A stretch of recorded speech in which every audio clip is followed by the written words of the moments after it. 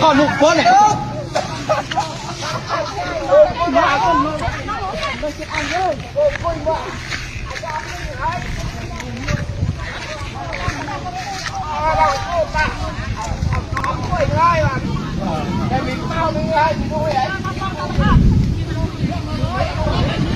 Còn cô ơi ta bánh cô ngọt đó tìm đọc bà đó.